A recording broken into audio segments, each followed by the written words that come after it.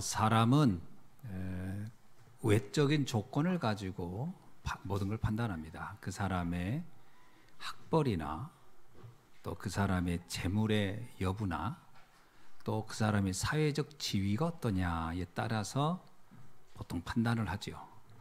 그런데 하나님은 영적 상태를 따라 판단한다고 말씀하고 있어요. 사무엘상 16장 7절에 보니까 이런 말씀이 있습니다. 사람은 외모를 보거니와 나 여호와는 중심을 보노니라. 그 중심이라는 말은 그 사람이 가지고 있는 영적 상태를 말하는 것이죠. 그래서 예수님도요, 예루살렘에 있는 나름 굉장히 뛰어나고 똑똑하고 사회적으로 성공한 사람들을 부르지 않았고 저 갈릴리 사람들을 불렀습니다. 갈릴리 사람들을 부른 것은 그들이 가난하기 때문에 부른 게 아니에요. 그 사람들이 못 배웠기 때문에 부른 게 아닙니다. 영적 상태가 준비되어 있었기 때문에 불렀던 거죠. 그러니까 예루살렘에 많이 배웠다고 해서 안 부른 건 아닙니다. 그들이 사회적으로 성공했기 때문에 안 부른 게 아니고 영적 상태가 좋지 못했기 때문에 부를 수가 없었던 거죠. 다윗은 중심에 대한 말을 할 때 이렇게 표현합니다. 중심이요, 어떤 중심을 가져야 하느냐 할 때 시편 34편 18절에 있는 말씀입니다. 여기에 보면 여호와는 마음이 상한 자를 가까이 하시며 이렇게 나와요. 마음이 상한 자라는 말을 할 때 마음이 썩은 자 이런 뜻이 아닙니다. 마음이 상한 자 이런 얘기는 마음이 산산이 부서진 자라는 뜻이래요. 이게 왜 부서졌느냐? 나는 내 생각대로 되는 게 없어. 내 생각대로 할 수가 없어. 나는 내 뜻대로 할 수 있는 게 아무것도 없어. 이런 사람을 부른다는 거예요. 그러니까 나는 내 생각대로 모든 걸 할 수 있어. 나는 내가 계획한 대로 안 된 게 없어. 그러면 마음이 부서진 게 아니라 마음이 단단하게 지금 이렇게 뭉쳐 있는 거죠. 이런 사람은 부를 수가 없다라는 겁니다. 그래서 마음이 산산이 부서진 자, 무너진 자를 부른다. 그러면서 뭐라고 하냐면 중심으로 통회하는 자를 구원하신다 이렇게 나옵니다. 그래서 통회하신다는 얘기는 막 우는 자라는 뜻이 아닙니다. 우는 자를 부른다가 아니고요, 두들겨 맞은 마음을 가진 자라는 뜻이에요. 여러분, 마음이 두들겨 맞았다요. 마음을 어떻게 때려야 두들겨 맞을까요? 마음에 깊은 상처를 가진 자예요. 그래서 나는 아무것도 할 수 없어. 나는 할 수 있는 게 없어. 여러분, 깊은 상처, 좌절, 절망 속에 있는 자. 그 사람은 누구를 찾죠? 구원자를 찾게 돼 있는 겁니다. 그 예수님이 그랬거든요. 스스로 나는 건강해, 나는 아무 문제가 없어, 이런 사람을 찾을 수가 없다 그랬어요. 자기가 스스로 난 병이 있어, 나는 아무것도 할 수 없어. 그래서 의원은 건강하다는 사람에게는 필요가 없지. 병들었다는 사람에게 의원이 필요하듯이 나는 네가 통회하고 자복하고 마음이 무너지고 상처 속에 있어서 하나님의 은혜가 필요로 한다는 그들에게 나는 너를 도우러 간다. 굉장히 중요한 말이죠. 그러니까 중심이 뭐냐? 중심이 막 고집불통으로 막 이런 걸 말하는 게 아닙니다. 하나님의 은혜를 간절히, 하나님의 긍휼하심을 강절히 바라는 자, 그게 중심이죠. 그래서 이 중심에서부터 하나님의 은혜를 구하는 자가 구원을 얻게 될 것이다, 이렇게 말씀하고 있는 거죠. 다니엘서 1장 8절로 9절에 보면은 다니엘이 그 중심을 보여주는 아주 중요한 짧은 하나의 문장이 나옵니다. 그가 뜻을 정하여, 그럽니다. 뜻을 정했대요. 그 전후 문맥을 잘 봐야 됩니다. 다니엘은 그때 당시에 바벨론으로 포로로 끌려간 상태였어요. 그때 바벨론을 통치하는 왕은 느부갓네살 왕이었습니다. 이 느부갓네살 왕 때가 바벨론이 가장 전성기였어요. 이 느부갓네살 왕이 뭐라고 했냐면 바벨론으로 끌려왔던 다니엘과 그의 많은 사람들은 그때 당시 예루살렘에 있을 때 왕족이었어요. 최고위층 귀족이었단 말이에요. 그들을 불러서 이렇게 얘기합니다. 너 지금까지 믿었던 너희들의 신앙, 너희들의 믿음을 내려놓고 바벨론의 신앙관을 받아들이고 나의 통치를 받아들이면 너는 이제부터 이 땅에서 그 귀족에 걸맞는 대우를 해주고, 그리고 너는 내 옆에서 나라를 다스리는데 이제 공직을 내가 줄 테니 그렇게 하겠느냐, 이런 얘기를 한 거예요. 그 약속이 뭐냐면, 그것에 하겠다는 뜻이 뭐냐면 내가 내려주는 음식을 먹어라 이거예요. 그러면 성은이 만극하옵니다 하고 먹으면 이제 드디어 임금과 신하의 관계가 정립이 되고요. 다니엘에게는 성공이 승승장구, 출세가 승승장구, 평안한 삶이 승승장구되는 그런 상황이었습니다. 근데 다니엘이 뭐라고 했냐면, 왕의 그 명령이 왔을 때 나는 그렇게 하지 않겠습니다.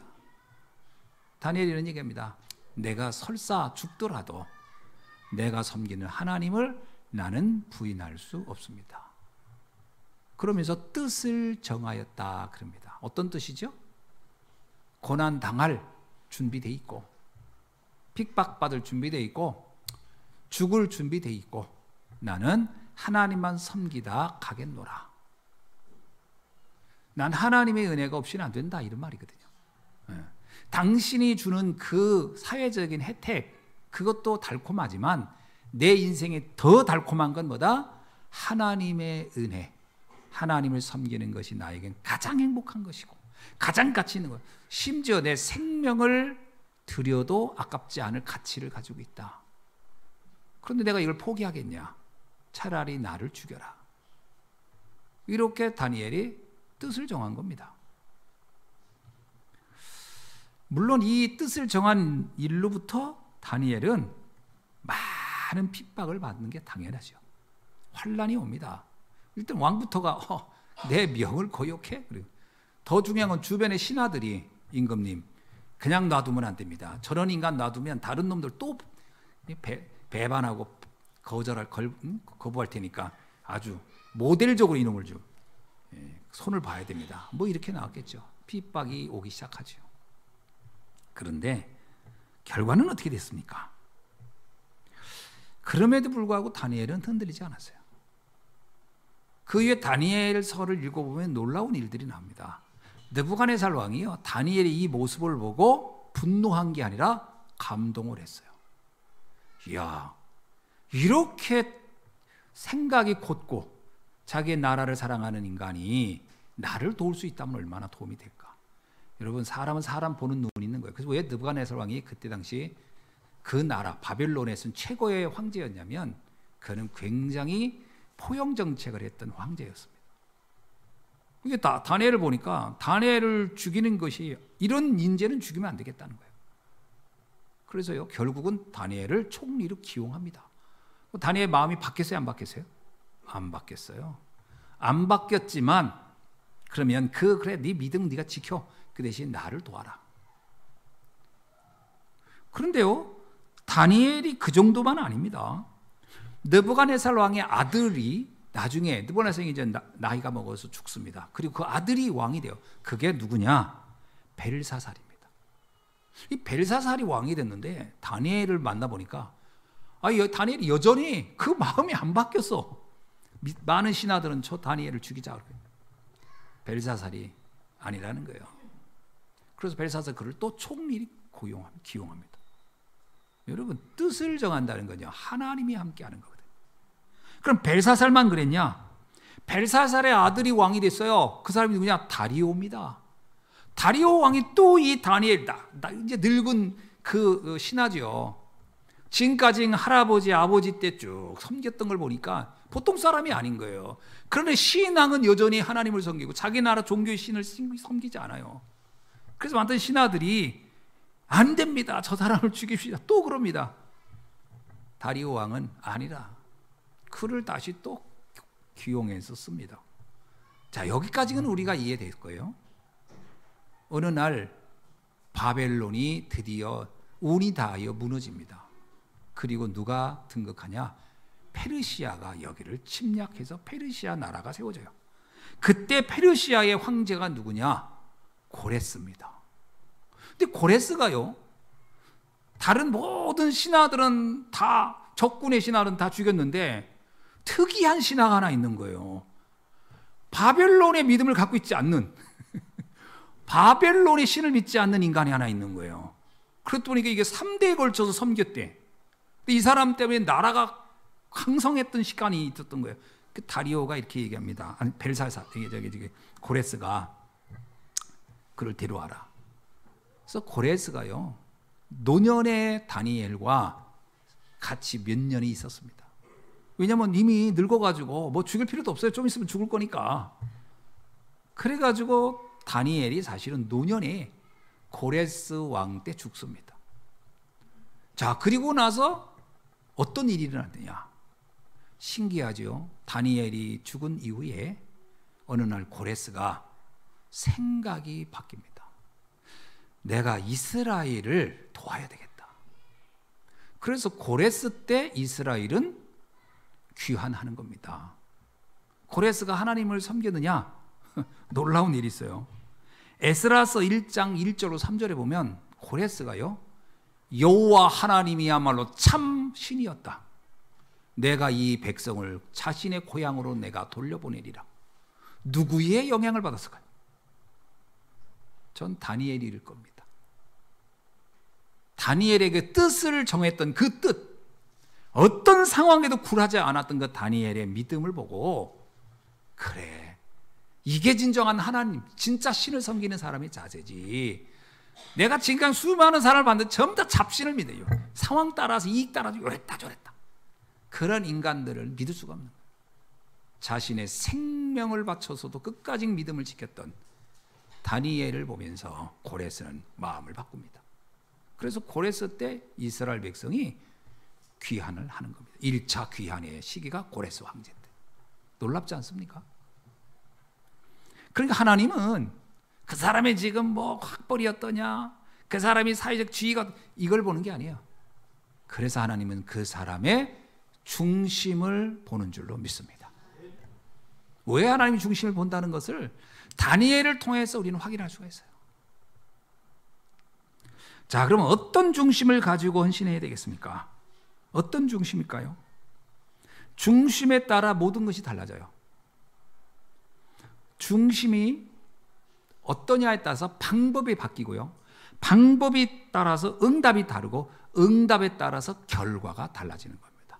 그럼 우리의 중심에 뭐를 담아야겠습니까? 우리 안에는 복음 중심이어야 됩니다. 우리는 기도 중심이어야 되고요, 우리는 전도 중심이어야 돼요. 그래서 말씀과 기도와 전도가 우리 성도에게 중심으로 있어야 할 줄로 믿습니다. 그래서 가장 중요한 게 이 복음, 기도, 전도가 내 안에 각인 뿌리 체질 되어야 돼요. 이 각인 뿌리 체질이 안 되면 중심이 안 만들어져요. 알기는 알지. 사람들이 안다고 합니다. 안다. 난 누구를 안다. 여러분, 나도 우리나라의 유명한 정치인들, 유명한 그 탤런트들, 가수들 압니다. 난 나도 알아요. 내가 압니다. 그렇게 아는 겁니까? 아니, 상대는 나를 모르는데? 상대가 나를 모르고 나만 아는 건 아는 게 아니에요. 근데 상대도 알고 나도 알아요. 그럼 어느 정도 안다고 할 수 있을 겁니다. 그러나 더 아는 건 뭐죠? 함께 동고동락해야 아는 겁니다. 제가 여러분을 아는 거하고 내가 우리 아내를 아는 거하고 비슷하지 않을 겁니다. 그죠? 내가 우리 자녀를 아는 것과 여러분 아는 거는 좀 차이가 있을 거예요. 그러니까 아는데도 어느 정도의 그 깊이와 높이와 넓이가 다를 거다. 우리가 안다고 할 때는 어떻게 하죠? 이게 각인 뿌리 체질되어야 아는 것이고, 이게 되어야 올바른 중심이 만들어진다. 대충 그냥 안다고 해서 중심이 만들어진 게 아니고요. 이게 내 안에 각인, 뿌리, 체질되어야 중심이, 올바른 중심이 세워지는 줄로 믿습니다. 그래서 이 중심을 만들기 위해서 우리는 계속 말씀 듣는 거고요. 그런 겁니다. 어느 날 이삭이라는 사람이 있었어요. 이삭은 자기가 100세에 태어났어요. 여러분, 여러분이 만약에 우리 부모가 나를 100세에 낳았어. 뭐 그런 일은 겨우 없지만 하여튼 아브라함의 나이 100세 때 낳았으니까 노년에 난 거예요. 거의 뭐 불가능한데 태어난 거죠. 늦둥이도 이런 늦둥이가 없는 거지. 얼마나 이뻤겠어요. 아브라함과 그 사라가 얼만큼 이뻐했을까요? 이삭이 100세 때 얼마나 이뻤겠어요. 그러니까 이삭 자신도 그냥 천하를 얻은 느낌일 거예요. 아버지 엄마가 모든 걸 다 해주니까. 이삭의 중심은 철저하게 육신 중심이었을 거라고 저는 봅니다. 어쩔 수 없이. 왜? 나한테 너무 잘해주는 부모, 나를 너무 사랑하는 부모 밑에 있으니 이삭의 중심은 오로지 육신적인 부모의 사랑이었을 거예요. 하나님이 보니까 그런 이삭을 쓸 수가 없는 거예요.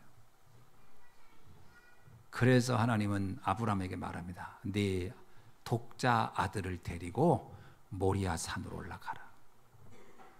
중심을 바꿔주는 겁니다. 올라가서 뭐라고 하냐면, 아니 다른 방법으로도 얼마든지 순양 사건을 얘기할 수 있잖아요. 그거 뭐 붙잡고 얘기해도 되고 설명해도 되고. 근데 왜 썸짓한 교육을 시켰을까요? 중심을 바꿔야 되기 때문에. 그래서 올라가서 그럽니다. 네가 칼을 들고 네 아들, 쳐다보고 있는, 너를 바라보고 있는 아들을 향하여 잡아라. 야, 그게 쉬운 일이 아니죠. 그 아브라함이 예, 그리고서 칼을 들어서 아들을 잡으려고 할 때 그때 하나님이 다급하게 말합니다. 아브라함아, 아브라함아, 됐다. 그 칼을 거둬라. 이삭이 그때 굉장히 충격적인 각인이 됐을 겁니다. 아, 내가 믿었던 아버지, 나를 사랑했던 부모, 별게 아니구나. 그거 별거 아니네. 그거 믿을 게 못 되네. 하나님 외에는 믿을 게 없구나. 그때 하나님이 얘기합니다. 저 숲에 있는 순양을 잡아다가 번제로 드려라. 그때 이삭이 알았을 겁니다. 중심이 바뀐 거예요.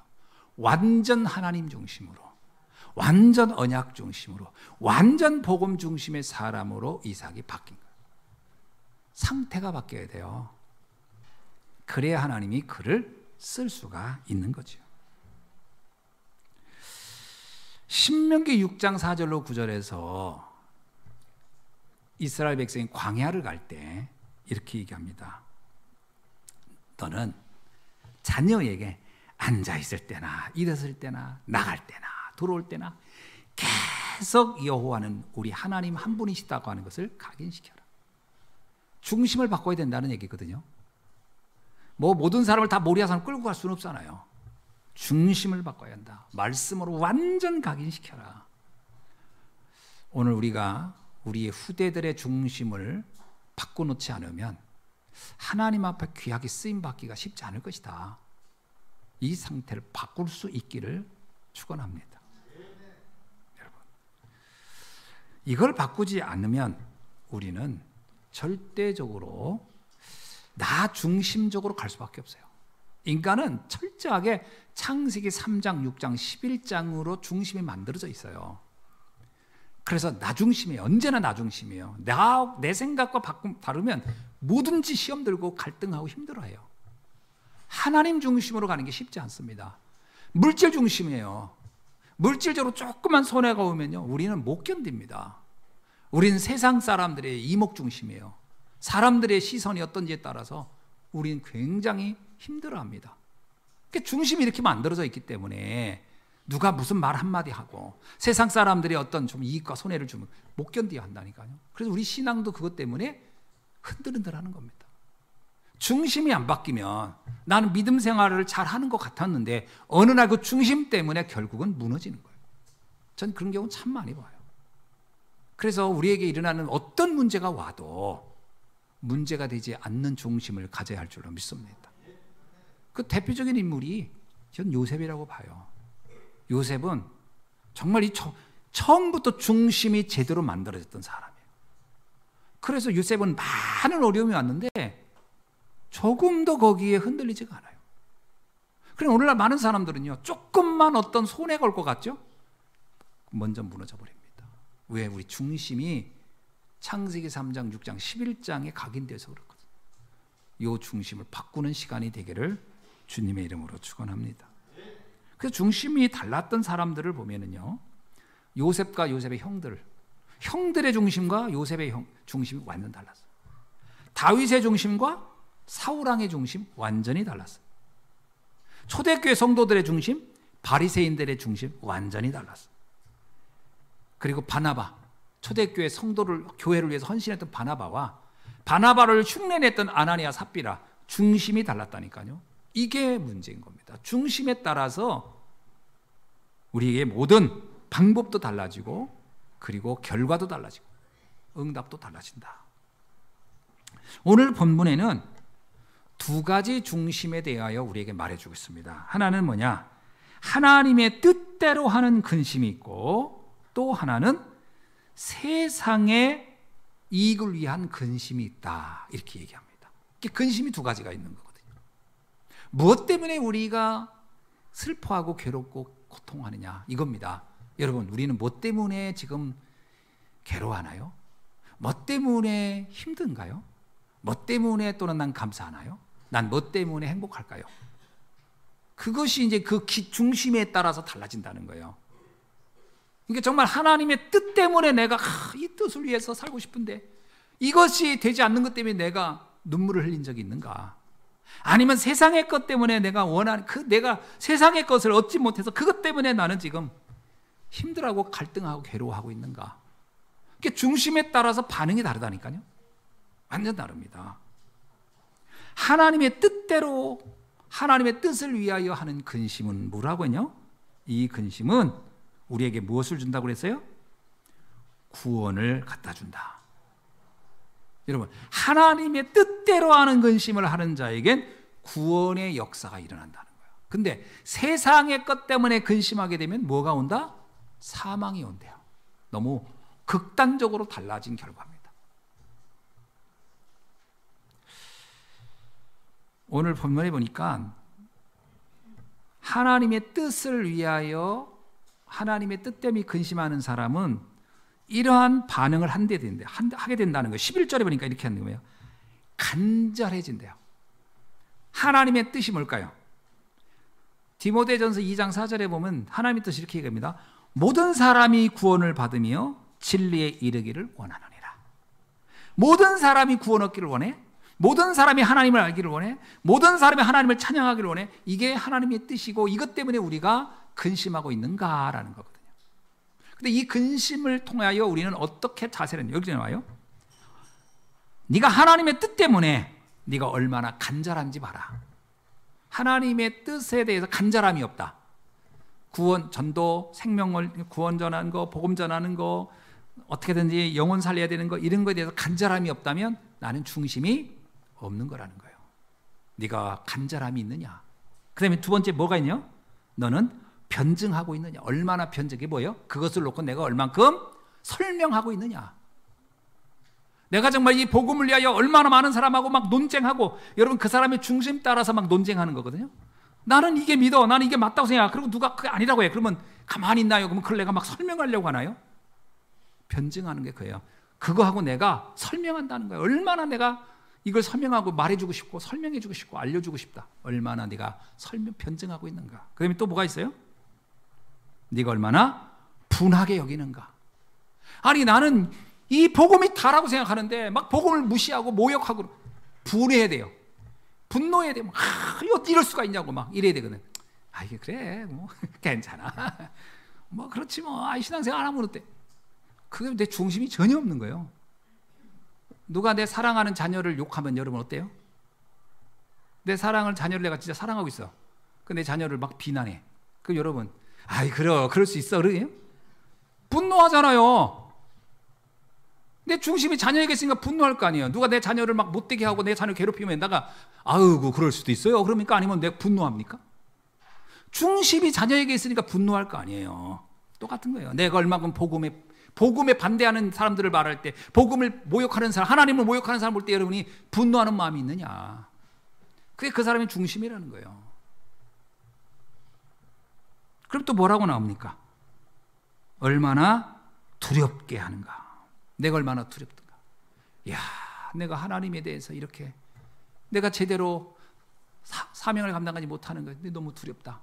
이런 두려움이 있느냐? 이건 무섭다란 말이 아니고요. 그렇게 하지 못하는 게 너무 죄송하게 여기는 마음이 있느냐? 이게 중심이라는 거예요. 여러분, 교회를 정말 사랑하는 사람은요, 교회를 위해서 뭐 헌신하지 못하고 그러면 마음이 막 무겁고 하나게 해야 되는데 이런 마음이 있어요. 아이고 괜찮아. 내가 볼 때 이건 진짜 중심이 하나도 없는 거예요. 중심이 있느냐? 그리고 이렇게 나옵니다. 얼마나 사모하며, 얼마나 사모하며. 그냥 막 마음이 그냥 생각, 잠을 자도 그 생각, 눈을 감아도 그 생각, 눈을 떠도 그 생각, 밥을 먹어도 이게 사모하는 마음이에요. 사모하는 마음. 내가 그거에 대해 중심이 있으면 사모하는 마음.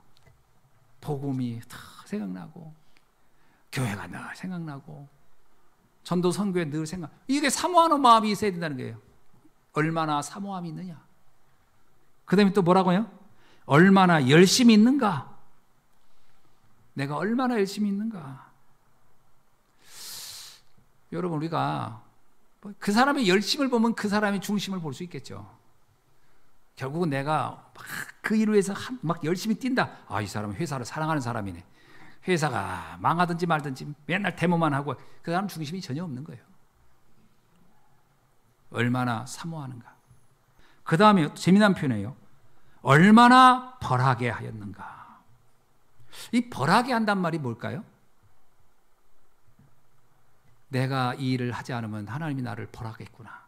나를 징벌하시겠구나. 나를 그런 게 있잖아요. 내가 네 옆에 있는 사람들의 생명을 구하지 않으면 그 핏값을 내가 너에게 묻겠노라. 이런 얘기 있잖아요. 야, 이거 잘못하면 내가 벌 받겠는데. 이런 마음이 있어야 중심이 있다라는 거예요. 그리고 마지막입니다. 너희가 그 일에 대하여 일체 너희가 자신의 깨끗함을 나타내었느냐. 내가 이 복음이 기스나지 않기 위해서, 이 전도 운동에 조금이라도 이 손상받지 위해서 내가 삶을 정결하게 하고 규모 있게 하고 깨끗하게 하고 사람들 앞에 비난받지 않게 하려고 하고 이런 거 있느냐. 그게 너의 중심 아니냐. 정말 부모를 효도하는 자녀는 자기 때문에 부모가 욕보이지 않게 하려고 하지 않겠어요? 근데 자기가 행동을 함부로 해가지고 아이고 네 집 새끼야 저거 이 소리 그러면 걔는 그 부모 사랑하는 게 아니에요. 걔는 효자가 아니에요. 하는 짓이 맨날 지금 부모 욕 얼굴에다 똥칠하고 다니면 큰 자식이라고 할 수 없어요. 진짜 그게 중심이라는 거예요. 내가 얼만큼 내 자신을 깨끗이 하는가. 그건 뭐예요? 내 중심에 따라 내가 행동한다. 그 얘기를 하는 겁니다. 이게 내 중심이다. 그러면서 반대입니다. 세상의 유익을 위하여 근심한다면 그건 사망에 이를 것이다. 육신적인 이익, 불의한 동기, 그야말로 창세기 3장, 6장, 11장을 위해서 그것을 몸부림치는 사람이죠. 수단 방법 안 가리고 어떻게든지 성공하려고. 니무룻 같은 사람, 바벨탑을 세운 사람들. 이렇게 가면 결국은 사망에 이르게 될 것이다. 이렇게 얘기를 한 겁니다. 그래서 고린도 교회 성도들은 어땠을까요? 바울이 이 서신을 쓸 때 고린도 교회 성도들의 상태는 어떤 중심이 있었을까요? 사실은 하나님의 뜻을 위한 근심보다는 육신적인 근심이 많았던 성도들이었어요. 왜냐? 고린도 전서 후서가요, 교회 안에 있는 분쟁 문제 때문에 서신을 쓴 거거든요. 그러니까 그들은 시기, 질투, 파벌, 뭐 그런 다툼 이런 것들이 막 너무 많았던 거예요. 교회 안에서 서로 자랑하고 서로 자기 잘났다고 하고. 그때 바울이 서신을 보낸 겁니다. 중심이 그래가지고는 너희들은 하나님께 쓰임받지 못할 것이다. 오직 하나님의 뜻을 위한 근심을 갖는 자가 되도록 해라. 요게 말씀 서신을 보내는 의도였습니다. 자, 그러면 중심을 바꾸면 어떤 일이 날까요? 큰 응답이 시작이 되는 겁니다. 복음 중심으로 내 망대를 세워야 할 줄로 믿습니다. 여러분, 우리가요, 내 안에 복음 중심의 망대가 있어야 돼요. 어떤 누가 뭐라고 해도 오직 복음.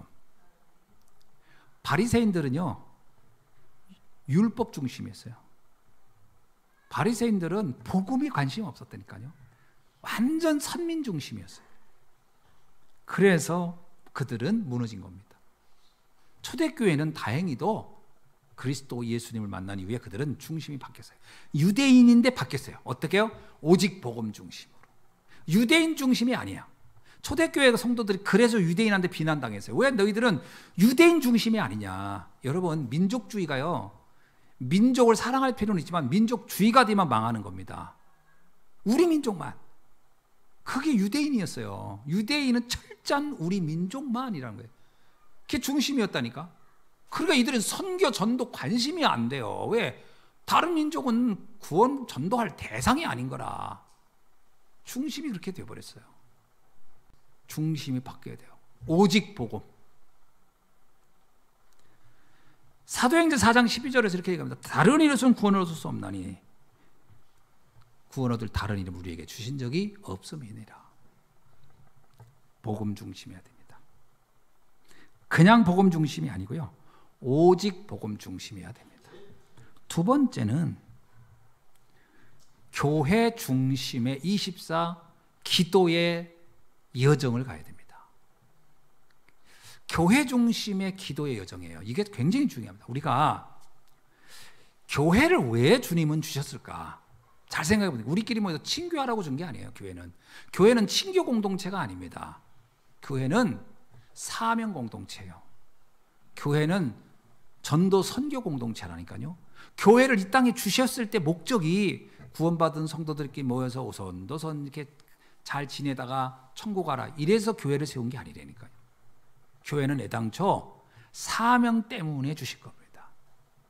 그래서 베드로가 주는 그리스도시여 살아계신 하나님의 아들이십니다 고백했을 때 음부의 권세가 이기지 못할 것이다. 왜 음부의 권세가 이기지 못한다고 할까요? 이제 교회는요, 영적 전쟁을 하는 기관이기 때문에 그렇습니다. 흑암과 싸워야 할 기관이란 말이에요. 그러니까 너희들 걱정하지 말고 담대하게 나가라, 영적 전쟁을 하라, 이런 말이거든요. 이거 놓고 우리가 기도해야 돼. 24 우리 교회를 천안에 세워주신 데 이유가 있을 거 아니에요. 왜 많고 많은 곳에, 이곳에 우리를 모였을까? 우리를 불렀을까? 이 교회를 통해서 하나님께서 하시고자 하는 미션이 있겠죠. 현장 살리라고. 중부권 살려야 됩니다. 그래서 우리가 막 300명의 기도원 용사처럼 300명의 전도자를 세우자. 이게 여러분이 같이 기도해야 돼요. 집에 갔을 때는 가족 중심의 기도를 할 수 있지만 교회에 오면 교회 기도를 같이 기도해야 됩니다. 그래서 정식 기도를 교회에서 모여서 하는 이유가 있어요. 교회 기도를 같이 하자는 거예요. 우리에게 주신 시대적 미션을 감당하자. 지역을 놓고 우리 복음 전해야 됩니다. 천안을 누가 살리겠어요? 우리한테 맡겼잖아요. 그래서 천안을 생각하면서 이 사명 놓고 우리가 얼마나 간절하며, 우리가 얼마나 변증하며, 우리가 얼마나 분하게 생각하며, 우리가 얼마나 두렵게 여기며, 우리가 얼마나 사모하며, 우리가 얼마나 열심히 있으며, 우리가 얼마나 변할 건가, 우리가 얼만큼 깨끗함을 얻을 건가, 여기에 마음을 담아야 할 줄 믿습니다. 가끔 이제 그 목사님들하고 그런 얘기를 하거든요. 우리 메시지 때문에 성도들이 좀 부담 갖는 거 아닐까? 힘들어하는 거 아닐까? 이런 얘기를 가끔씩은 하거든요. 목사들 같이 모여 있으니까. 근데 성경을 보면 그게 안 맞는 얘기인 거예요. 성경은 그렇게 돼 있지 않아요. 광야 가는 백성들한테 그래 얼마나 고생이 많냐, 니들 힘들었지? 애굽에서 고생 많았다. 여기서 이렇게 편안하게 지내도록 해줄게. 이러지 않아요. 너희는 지나서 홍해도 건너고 여리고도 넘어가고 다 해서 가나안에 가서 전 세계를 살려라. 아니, 그들은 피곤해 죽겠는데 사명을 계속 줍니다. 초대교회 성도들 갈릴리에서 고기도 제대로 잡지도 못했어요. 그래서 재물도 얻지도 못했어. 그들 다 불러 모아가지고 3년간을 계속 그냥 끌고 다니시더니 언제 집 한 채 세울 힘도 없이 해놓고 나중에 마지막에는 땅끝까지 복음 전하다가 순교하다 죽어라. 그런 거예요. 그래서 제자들 다 죽었어요. 순교했어요. 제자들 중에 자연사 한 사람이 딱 하나 있어요. 누구게요? 세례 요한만 자연사였어요. 근데 그 다른 그 교회사의 다른 기록을 보면요, 세례 요한도 뜨거운 물을 부어가지고 죽이려고 했었어요. 그래서 펄펄 끓는 물을 부었는데 화상이고 죽질 않았어요. 그래서 황제가 특별히 사면해 준 거예요. 그렇게 뜨거운 물 부어도 안 죽으니 그냥 살려주어라. 그래서 세례 요한만 사실 자연사했단 말이에요. 화상 입은 상태로 살다 죽었어요. 누가 그러더라고요. 그것도 산 것도 아니라고. 대부분 다 순교했습니다. 뭐 때문에요? 사명 감당하다가. 그러면 그 사명이 헛된 거냐? 아니죠. 여러분, 그때 당시 복음 안 전했으면 세상이 어떻게 됐을까요? 잘 생각해보면 그때 복음 안 전해서 어떻게 됐을까요? 로마는요, 사람을 죽이는 일을 밥 먹듯이 했습니다. 그 얘기 아세요? 로마의 그 경기장은 매해 사람들의 피비린내로 끝나지 않았다는 거예요. 피비린내가 수많은 노예들을 죽여가지고 피를 흘려보내니까 그게 사람이 할 짓이겠습니까? 전 세계 모든 사람을 다 그렇게 학살하고 다녔어요. 로마는. 그거를 다 뒤집은 것이 복음입니다. 그러니까요, 하나님께서 그 시대를 보면서 우리가 사명 감당하지 않으면 세상은 그냥 대충 사는 게 아니고 비참하게 사는 거예요. 지금 우리 복음을 전하지 않으면 여러분 지금 모슬렘에 의해서 장악된 세상이 저게 정상적인 삶입니까? 계속 전쟁하고 테러하고 복음 안 전하면 저렇게 돼요. 언제 우리나라도 그렇게 될지 몰라요. 복음 안 전하면 모슬렘들이 와서 여기저기서 테러하고 수많은 사람 죽일지 누구도 예측 못. 그러면 복음 안 전, 공산주의 사회 되면 어떻게 될까요? 복음 안 전해서 모든 자유는 다 억압되는 거예요. 말 한마디 못 하는 거예요. 이제 노예처럼 살아야 되는 거예요. 그게 옛날 얘기냐고요? 아니요, 지금도 진행되고 있는 이야기예요. 우리가 복음 전하지 않으면 세상은 그냥 이렇게 알아서 적당히 돌아가는 게 아니라 재앙으로 들어간다니까요. 그래서 하나님은 우리에게 복음 전하라고 그러는 거예요. 복음 전하라. 세상을 이 어둠에서, 캄캄함이 덮인 세상에서 너희들이 복음으로 빛을 전해서 세상을 살려라.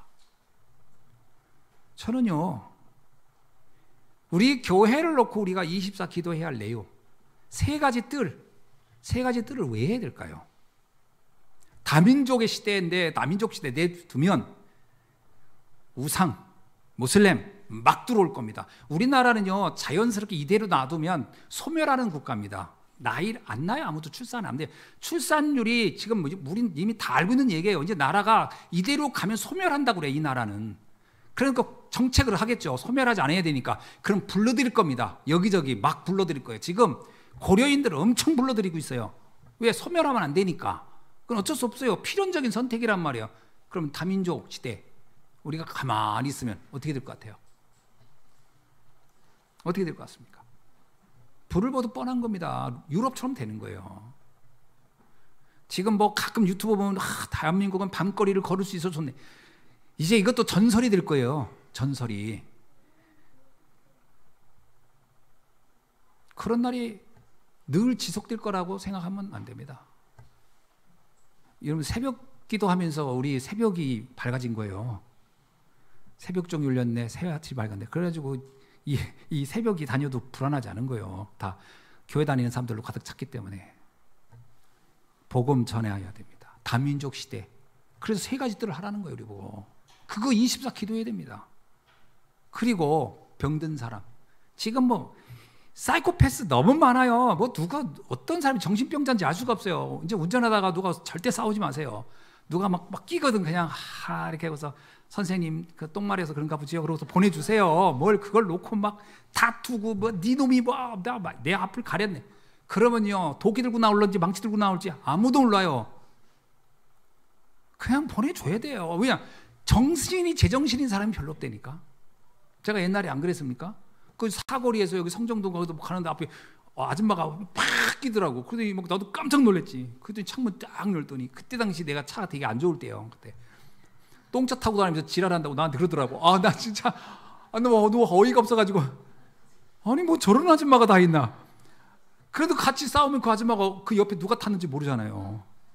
그 아줌마 혼자 탄 것 같지는 않고 누가 있으면 그러니까 아줌마가 문제가 아니에요. 그 옆에 누가 탔는지 모르니까 창문 이렇게 열면서 지랄하네 그러서 이렇게 그리고 나는 차를 뒤로 쭉 빼고 기다렸지. 그랬더니 그분 싹 가더라고. 그래서 아이고 그러면서 그냥 갔지. 여러분 지금 정신 문제 있는 사람이 한두 명이 아니에요. 이런 걸 교회가 그냥 방치한다? 치유 사역을 해야 됩니다. 마음의 병, 우울증 이런 거 심각하거든요. 네? 이런 문제를 방치하면 안 되거든요. 교회가 이걸 해야 됩니다. 지금. 그 다음에 세 번째는 우리 후대들이 지금 거의 방황을 이뤄서 길을 잃고 있어요. 뭘 해야 될지 모르겠어요. 우리 후대를 키워내야 됩니다. 그래서 세 가지 뜰이 있는 교회를 우리는 24 기도하면서 인도받아야 할 줄 믿습니다. 이게 우리 중심에 들어와야 된다고 좀 봐요. 이게 중심이 없으면 안 돼요. 성도들이. 마지막에는 전도 선교가 우리 중심에 있어야 됩니다. 이것이 나의 이정표가 돼야 돼요. 내 안에 이정표가. 유대인들이 전도 선교에 전혀 관심이 없었어요. 물론 태어나면 유대인이고 유대인은 유대교인이니까. 그래서 유대인이 노예, 포로, 속국, 유랑민이 된 거예요. 전도 선교하지 않으면 우리의 삶이 무너집니다. 그게 문제예요. 그래서 전도 선교는 진원지의 저주를 막는 거다. 여러분, 선교는 현장의 재앙을 막는 거예요. 미리 가서 그 근원지를 없애는 것이 전도 선교입니다. 저는 이번 선교대회 하면서 선교사님들 와서 선교 보고할 때 얼마나 감동이 되는지, 야, 저분들이 누가 뭐 이렇게 뭐 칭찬하고 박수치고 하는 게 뭐 우리들이나 치지 누가 칩니까? 그 나라에서 그렇게 모욕당하기도 하고 수모당하기도 하고요. 뭐 살람 목사 같은 사람들은 뭐 감옥에 여러 번 끌려가기도 하고 그런 경우에 그래도 끝까지 복음 전하는 거예요. 모슬렘 땅에서도 복음 전. 여러분 인도에서는요 기독교인들이 그냥 집단 테러 당해 그 힌두교인들한테. 그래서 막 길거리에 막 잡혀가지고 거기서 불태워 죽이기도 하고. 근데도 인도 경찰이 그거 잡지도 않는데요.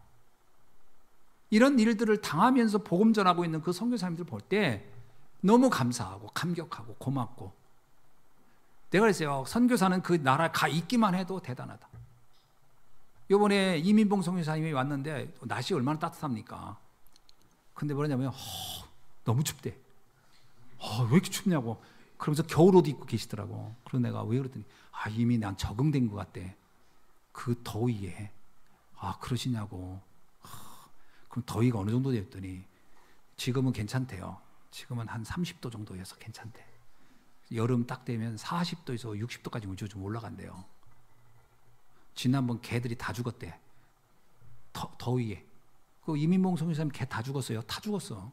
개 3마리, 새끼 4개, 4마리 다 죽었대. 왜 죽었더니 더위. 근데 그래서 필리핀 개들도 죽냐고 그랬어요. 개들은 더위에 적응이 안 됐냐 그랬더니 더위도 웬만해야 견디죠. 웬만해야 견디죠. 다 죽었어요. 그래가지고 아예 안 키우기로 했대요. 왜냐면 조금 자기가 해외 나오거나 이렇게 한국에 왔다 가면 챙기지 못해. 그때 그냥 죽으니까 도저히 안 되겠대. 더울 때 물 뿌려주고 물을 이렇게 퍼놓으면 거기다 자기들이 들어가서 물욕도 하고 막 그러면서 더위를 식혔는데 그걸 안 해줬더니 다 죽었다는 거예요.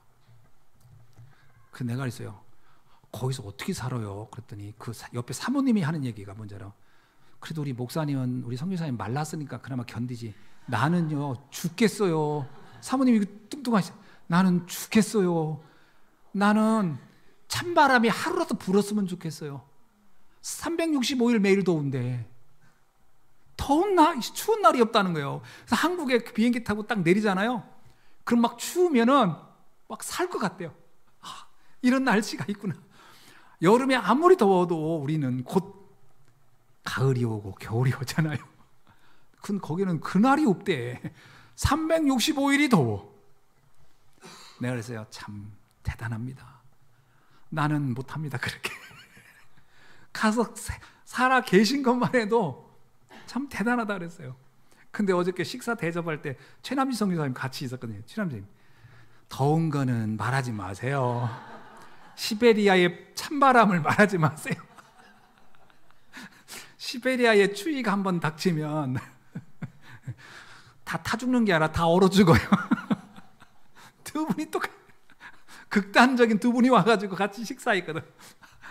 야, 네, 그래서 거기에 계신 것만 해도 대단하다. 그 추위에. 요번에 오는데 최남지 선교사 22시간 왔대. 전쟁하는 비행기 안 나요. 배 타고 22시간. 아이고, 네, 참. 배 타고 이렇게 오셨어요. 그럴 때 참 대단하십니다. 이틀을 왔대. 그러면서 선교하고 있잖아요. 누가 알아주지도 않고 아무도 와주지도 않고, 어떤 면에서 제가 그러더라고요. 전쟁 나고 나서는요, 아무도 찾아오지도 않는데요. 블라디보스토크. 그래서 그냥 요즘은 내가 한국 사람이 맞나? 이런 생각이 들 정도로 아무도 오지를 않는다는. 근데 그 고독함, 외로움, 그런데 복음 때문에 있는 거예요. 저는 그런 분들의 중심, 그래서 세상의 재앙은 그래서 막는 거구나. 얼마나 감사합니까? 여기에 우리가 같이 마음을 담고 중심 담고 좀 돕는 조금의 그 헌신들이 우리의 중심 아니겠어요? 얼마나 간절한가? 우리는 얼마나 변증하고 있는가? 나는 이것에 얼마나 분노하고 있는가? 나는 얼마나 두려운가? 나는 얼마나 사모하고 있나? 나는 얼마나 열심인가? 나는 얼마나 벌하겠는가? 나는 얼마나 나를 깨끗하게 하고 있는가? 중심에 따라 움직이는 반응이라고 저는 보거든요. 말씀을 맺습니다. 우리 안에 세 가지의 흐름이 중심으로 잡혀야 됩니다. 하나는 뭐냐? 말씀의 흐름이죠. 말씀이 어떻게 흐르는가? 말씀은 오로지 복음과 구원을 위하여 가고 있어요. 여기에 내가 늘 그 속에 있는가? 생각해 봐야 돼요. 나는 정말 이 복음과 그리고 영혼 구원의 흐름 속에 나는 얼만큼 관심을 갖고 있는가? 이거를 우린 점검해 봐야 되겠죠. 그게 내 가신 중심이니까요. 두 번째는 기도의 흐름입니다. 나는 지금 하나님의 나라를 위하여 기도하라고 했는데 그 셋들을 위하여 나는 얼만큼 중심을 담고 있나? 이게 내 흐름이겠죠. 우리는 이제부터라도 마음을 좀 생각해 볼 필요가 있다. 세 번째입니다. 전도의 흐름입니다. 하나님의 절대 계획은 세계 선교인데 나는 거기에 얼마나 관심이 있나? 나는 237 5천 종족을 위하여 얼마나 내 마음을 담고 있나? 이거를 우리가 점검해 보는 거죠. 이것이 우리의 중심이 될 것입니다. 이것 때문에 우리는 우리의 응답이 달라질 것이고 우리 인생의 결과도 달라질 것이라고 확신합니다. 기도하겠습니다. 하나님 감사합니다. 오늘 주신 말씀 붙잡고 다시 한번 우리의 중심에 따라 모든 것이 달라진다는 것을 다시 한번 말씀을 통해 확인하면서 말씀과 기도와 전도에 정말 집중하는 우리 예수한교회 성도님들이 될 수 있도록 축복해 주옵소서. 예수 그리스도의 이름으로 기도하옵나이다. 아멘.